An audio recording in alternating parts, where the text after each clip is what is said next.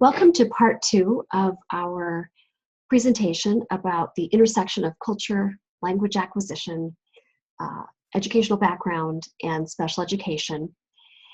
Part two, we're going to really focus on the issue of ethnic disparities and referral and assessment practices for English language learners to special education. So among these kind of bigger topics, we're going to look at how there are racial and ethnic disparities in special education. I'll be sharing I think it's a 2016 report by the Department of Education about this issue. I'm going to share some of what I know and some kind of expert information about under and over identification of English language learners in special education. The topic of MTSS also links in with the types of instructional adjustments that schools make for English language learners. And there's also some information about referral and eligibility considerations. These would be issues that IEP teams have to weigh when deciding whether or not an English language learner also qualifies for special education. And then I'll touch upon some of the information presented by the Educational Testing Service on assessment practices for English language learners. So here we go. This is a very recently published report from the Department of Education. I think the title of the entire report was Racial and Ethnic Disparities in Special Education, a multi-year disproportionality analysis by state, analysis by category, and analysis by race and ethnicity. So this first exhibit is a display of risk ratios for various categories of analysis. So, for example, a student who, like a typical student who is identified with, or actually any student would have a higher risk ratio within the category of, for example, emotional disturbance than, for instance, a student who has a specific learning disability. So these risk ratios are really meant to give kind of a picture of how much risk a typical student would have for being identified with any of these either disabilities or being placed in a certain educational environment or experiencing some level of discipline. And the reason that the federal government comes up with these risk ratios is so that state by state, local area education agency by education agency, the federal government can kind of get a clearer picture of states or local agencies that are identifying too many students of a certain ethnic or language background into certain disability categories. Or conversely, it would be states where students are not being identified at kind of an expected proportion of the entire population. So let's look at the next exhibit, and we may go back and forth a little bit.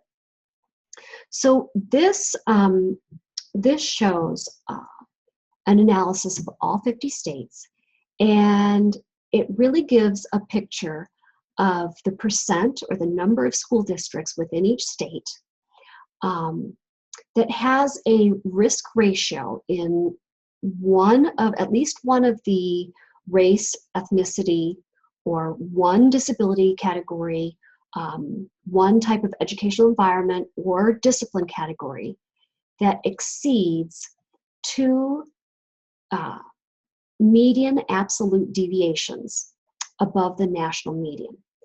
So in other words, like in kind of simplified language, this would be the percent or the number of districts within a state that are really exceeding their identification of students in any of these categories, either by race or disability, educational environment. And in order to determine the number and percent of local education agencies in each state who exceeded the example risk ratios, clearly the risk ratios had to first be calculated for each race and ethnicity or category combination using the above method for all of these 17,000 school districts in the United States in each of the 3 years. And then once the risk ratios are calculated, they're compared to the example risk ratio thresholds, which are these. And then if the calculated threshold exceeds the example threshold for that category for 3 years in a row, it's really counted as having exceeded the risk ratio threshold for that either race, ethnicity, or category combination. So then we kind of ask, okay, why is this a big deal? Well, it's really important to look at how states and local agencies identify students for special education, or how they discipline students, how states may make decisions about placements of students, like how much time students spend in regular or special education. Because we know that there is some bias involved in making decisions about placement or discipline. There may be some inconsistencies or some outdated methods for referring students to special education. And additionally, I think it's important to note that there may also be some inadequacies with pre-referral interventions. So that would be RTI practices. In other words, are certain states or certain locales doing a better or worse job of intervening early in order to decrease any unnecessary referrals to special education? So here we go. The issue of under-identification, especially as it applies to English language learners, was really nicely articulated by Dr. Alba Ortiz. She's the professor emeritus. She is a professor emeritus at the University of Texas at Austin. And she was a retired special education teacher who actually moved into ESL as kind of her second specialization. She was Dr. Ortiz was the director of a bilingual education teacher training program. And she gives a lot of kind of very easy, she presents the information so that it's kind of easier to understand in terms of, what are the issues with identifying students either as an English language learner, as a student who needs special education services, or as both. And she starts off by talking about under-identification of English language learners. And her take is that probably English language learners are more under-identified than over-identified in the United States. And she's saying this in a general way. And she highlights some of the biggest barriers to figuring out whether or not an English language learner indeed has some kind of a disability that is listed in IDEA and kind of matches up with a student needing special education services. So a few of these barriers, the main barriers, the first one for the first kind of reason for under-referral or barrier to referral of ELLs to special education would be that some educators, so teachers, principals, school staff, would attribute too much of a student's difficulties in school to English language acquisition or to cultural differences. And then this would lead to kind of under-referral. Another barrier includes these informal rules that schools have, where, and I've heard this in my, during the years that I taught K through 12, there's kind of an informal rule that students should not be referred to special education if they are English language learners until they've been in English language programming for about 2 or 3 years. Even if the teacher suspects that there's a disability or there's a discrepancy from peers, teachers are often just discouraged by this informal rule that you can't refer English language learners to special education. Another barrier, barrier number 3, is that there are some misconceptions about English language learners being served in dual, kind of in a dual way, in both English language programming and in special education, when in fact federal law requires that schools at least consider this and provide dual services for students who qualify. So this barrier number 3 really gets at language support, so ESL programming or specialized instruction in English language, taking precedence over special education services. The 4th barrier, and this is kind of a technical one, is that the United States really does not have many bilingual special education teachers. And by bilingual, I mean just special education teachers who speak another language proficiently. And so a lot of the time, this means that school districts are going to default to regular education when they place ELLs who are having trouble in academics or with behavior. Dr. Ortiz really wants to kind of emphasize that educators and pre-service teachers need to be aware that students who qualify for special education and English language learning and English language programming are really, this kind of dual coverage is mandated by law. And that students who are not considered for special education or not referred properly are really having their rights violated, because as time passes without intervention, students who truly have a disability and are English language learners are going to have a need for even more intensive intervention and probably are at higher risk for school failure and maybe even dropout. So now we'll talk about the flip side of identifying or referring English language learners to special education. The big idea is really that over-identification is kind of like a type of false positive.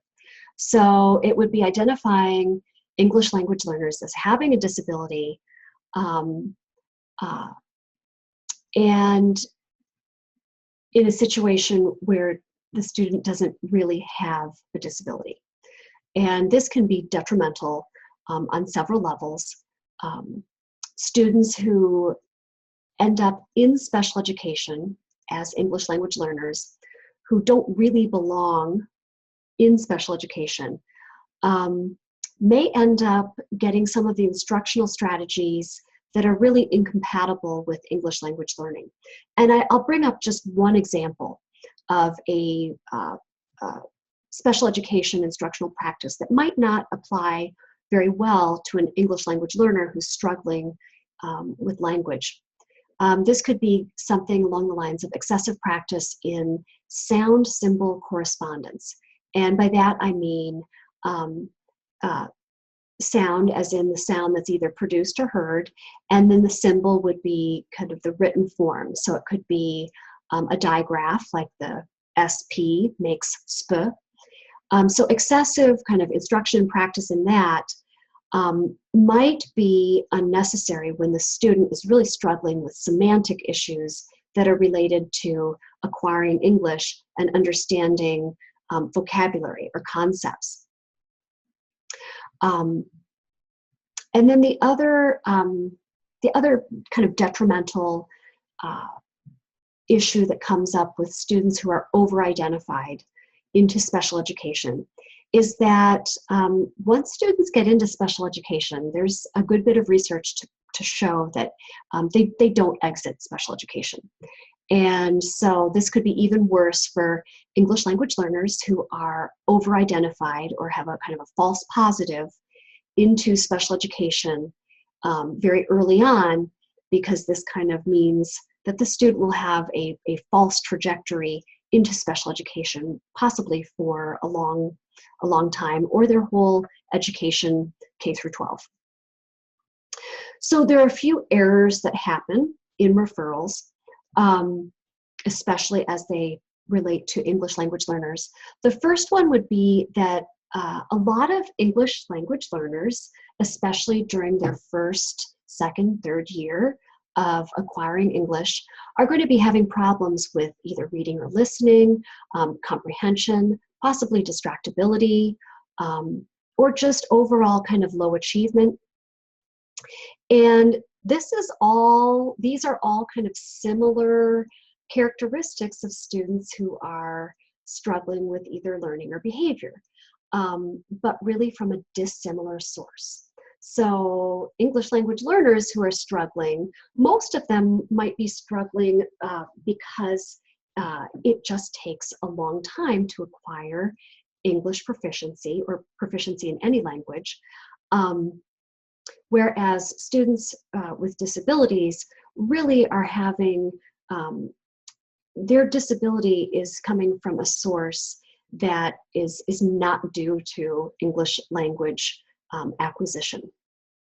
So some educators may assume that an English language learner's problem is that he or she has a disability, and they'll overlook some of the linguistic or the cultural differences or even the amount of educational opportunity as the reason for the student's problem, and then the referral just happens too quickly or in error. Another referral error has to do with invalid or unreliable assessment instruments. These would be assessment instruments that are kind of inaccurately testing a student who has low English proficiency, because the test might be more aimed at capturing students who have already acquired English language proficiency, like oral reading, oral proficiency, but who have a disability.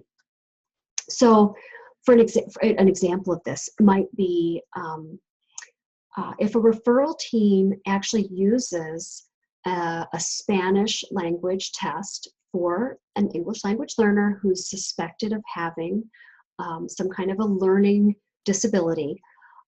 Even among Spanish language tests, there could be some culturally like irrelevant vocabulary or information, because there are so many Spanish-speaking countries that there could be too much variance in the items on the test. And this might actually lead a team to determine that a student is qualified for special education, but really it was the test that wasn't picking up on cultural differences or linguistic differences. A third referral area can be the issue that it's kind of this big idea that, you know, general education can't serve struggling learners, especially ones who have had what we call interrupted formal learning. So this would be, for example, a student who comes to the United States and has not participated in consistent formal learning for maybe even several years. And one of the problems this student might face is that a team of teachers might refer the student to special education because there just aren't many programs in general education to kind of boost this student's lack of educational experience.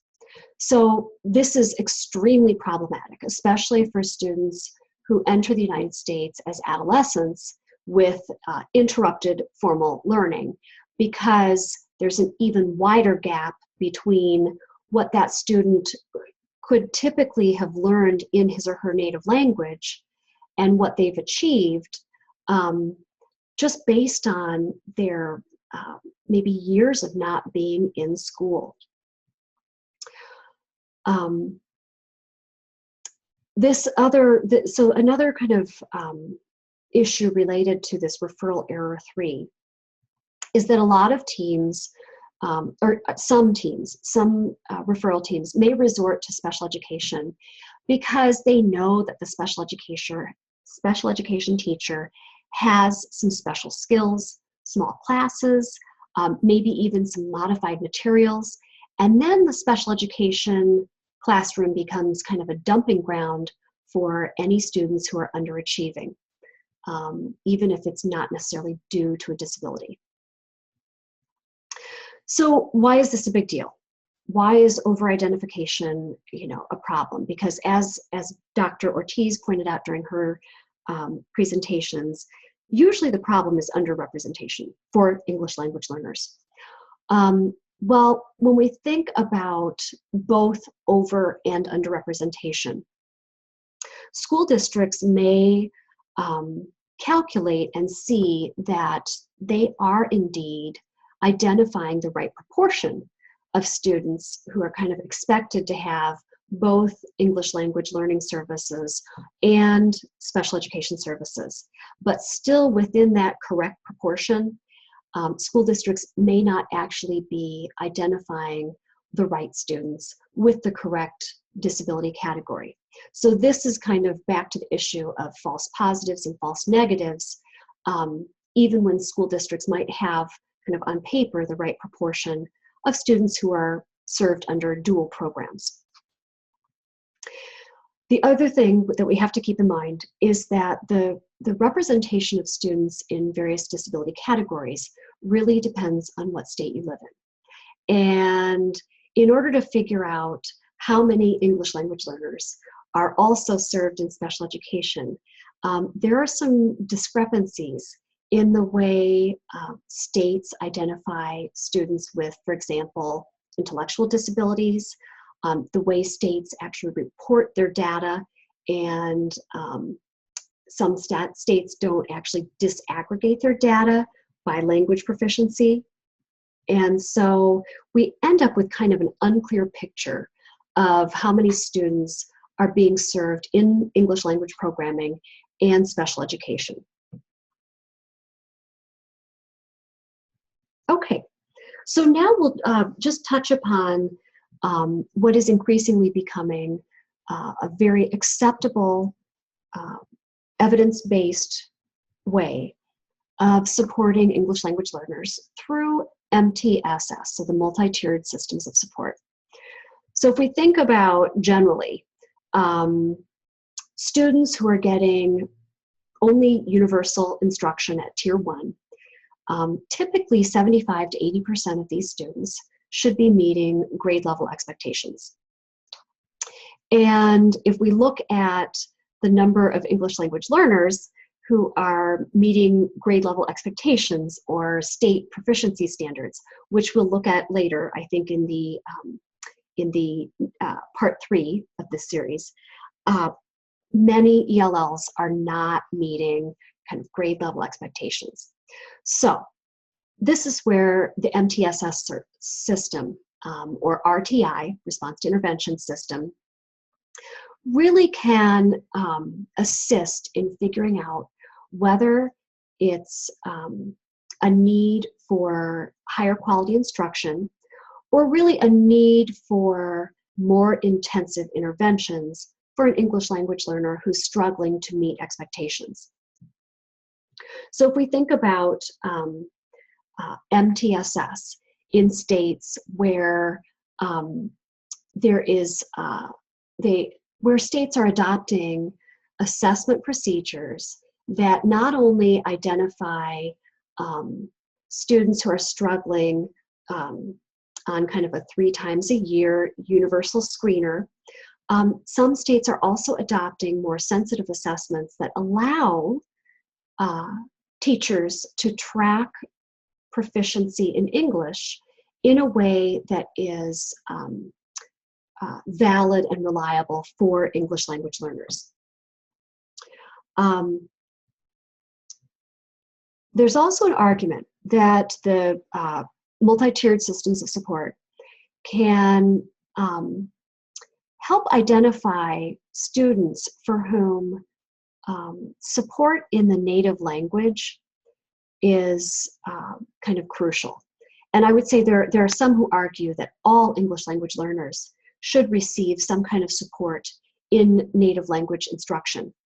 But there's also an argument that through MTSS, it's possible to identify which students are in kind of the strongest need of that native language instruction in order to track how the student is progressing in his or her native language, especially for students who have gaps in their education, so interrupted formal learning. MTSS is a way to kind of track the relationship between low achievement for groups of ELLs and the types of instruction that are being offered by a school district or within a classroom. And then this really just gets at the ongoing need for schools and districts to examine how their curriculum and instruction is meeting the needs of students, whether it's ELLs, all students, or students in special education. So here we go.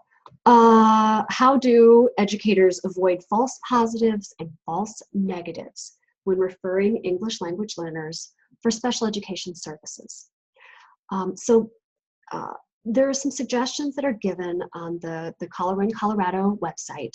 To start out with, educators are encouraged to pursue knowledge of the language acquisition process because there are so many stages of that process that take so much time and are very sensitive to different types of instruction, that this would allow teachers to really figure out what factors they're working with their ELLs so they can become familiar with kind of typical patterns of language development. And what this means is that a general education teacher who has an increased level of knowledge about how English language is acquired is really able to pick out and refer students who are not really making the type of progress that would be expected of a student who's acquiring English at a certain stage. Another way to avoid some of these false positives and false negatives, so either overrepresentation or underrepresentation, would be support and training for instruction, assessment, evaluation, and communication. Also, school districts would need to kind of review and revisit what types of assessment they're using, especially as differing groups of students may move into a state or move into a local area. It may be necessary for that district to look at using additional resources to evaluate students and screen. A huge suggestion right here is to collaborate with specialists. So these would be either special education teachers, bilingual education teachers, speech language pathologists, or even figuring out some expert advice about how to reach out to parents, especially parents who have maybe limited education background, or parents who have faced some fairly traumatic life events before arriving in the United States. The last suggestion is really to update and improve evaluation processes with the input of colleagues who have relevant experiences, as well as staff from other school districts.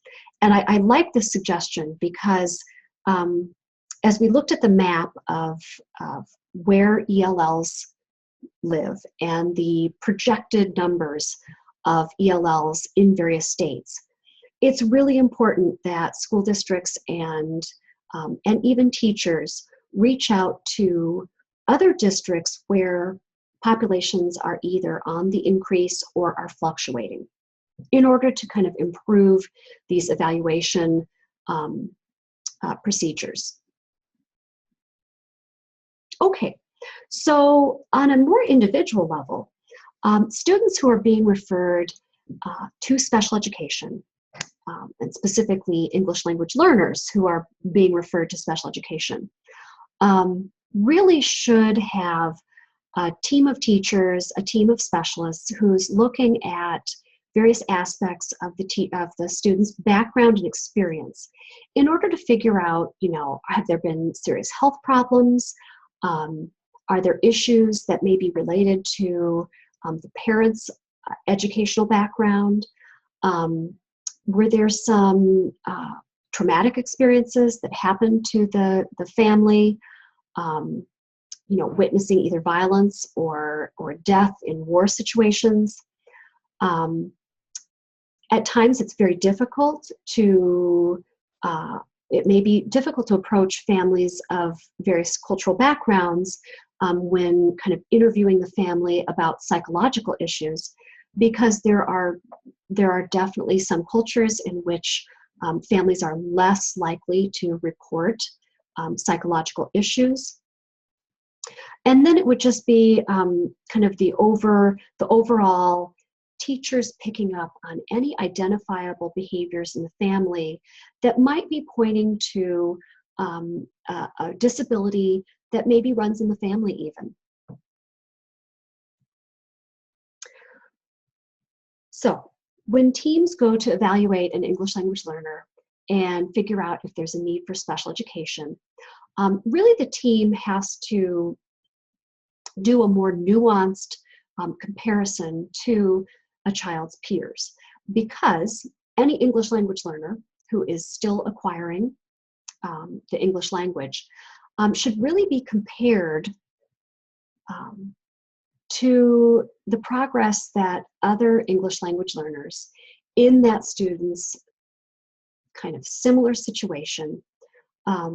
So that, for example, a student whose native language is Spanish and who has been in the United States for maybe only 3 or 4 years, that student really should be compared, or that student's discrepancy from peers should really be compared to similar English language learners who have been in the United States for a similar amount of time, rather than just comparing the student to a typical student in his or her grade. It's also important, and I've talked about this as well, that the schools are using appropriate evaluation measures. So an example would be use of an ability test or an IQ test in English for a student who has not acquired English language proficiency. This would be a really kind of unreliable way to measure a student's IQ, because IQ tests are highly dependent on verbal behavior and verbal reasoning skills. Another way that teams can kind of tease out whether or not a student only needs English language services, only needs special education, or needs both, would be the presence of a disability in both languages. This is probably a little more difficult to assess because it would require an expert who's able to assess the student in 2 different languages. And this kind of goes back to the low number of teachers who are special education teachers who are bilingual. So another a way for teams to more sensitively evaluate an ELL's need for special education would be to really plan for clear, high quality communication with parents, so that students who are struggling to acquire English, any barriers that that might be in the way because of either past history or just any extra information that parents could give. Often when parents don't speak English proficiently and can't understand English well, there needs to be an extra layer of support for the parents to kind of understand what is going on with their child's education and with their child's struggle or progress. So some of the language considerations for assessing ELLs have to do with, linguistic background. So when we think about students from Spanish-speaking backgrounds, we know that there are many, many other native languages that are spoken by ELLs nationally. And we have to keep this in mind when we're using native language testing accommodations, since it might not actually be possible to provide assessments in all native languages represented in a large school district or state. So when we think about varying levels of proficiency in English, clearly English language learners are going to vary widely in their language in their level of English language proficiency. And especially when we think about comparing oral and written English proficiency. So as educators, we can't really assume that that students who can converse easily and use their oral English kind of very fluidly would actually be able to understand the written directions on a standardized test.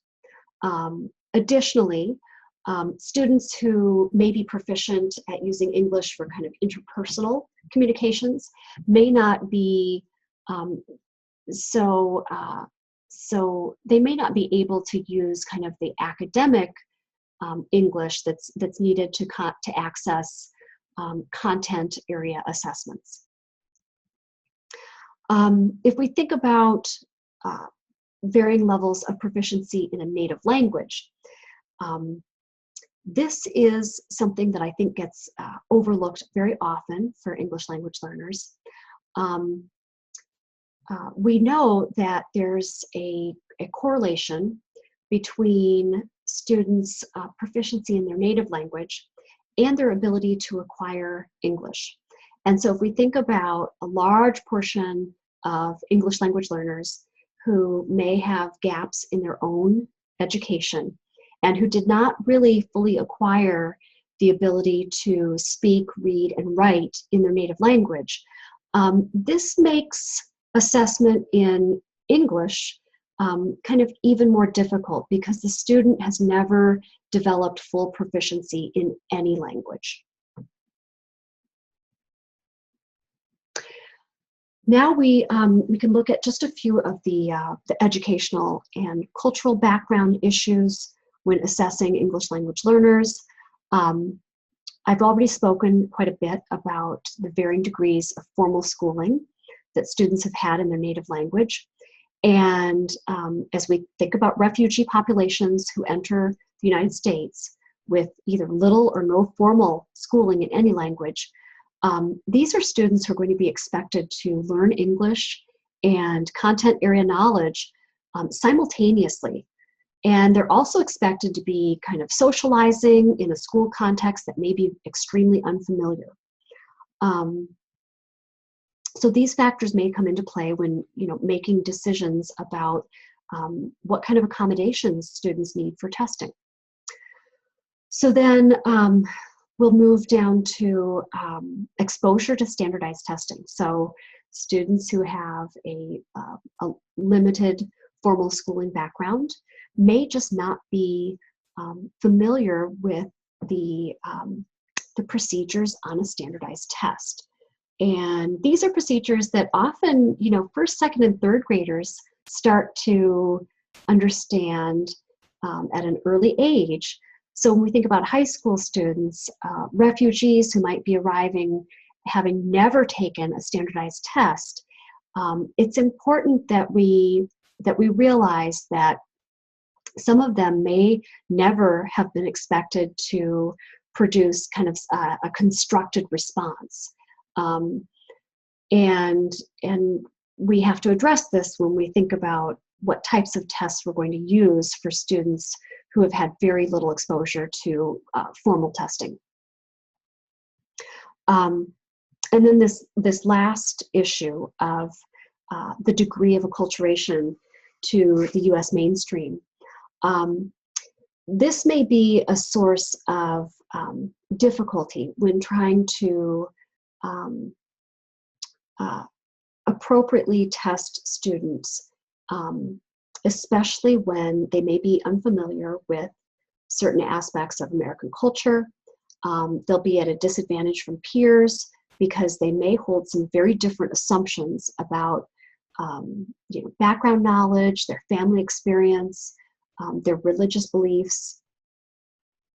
And I guess one example of this would be students from cultures where cooperation is valued over competition, may be at a disadvantage in certain testing situations where the goal is for students to perform at their best and maybe even outperform other students. Okay, so for part 3, we're going to move on to issues related to accountability, some characteristics of ELLs, and evidence-based instructional practices for English language learners.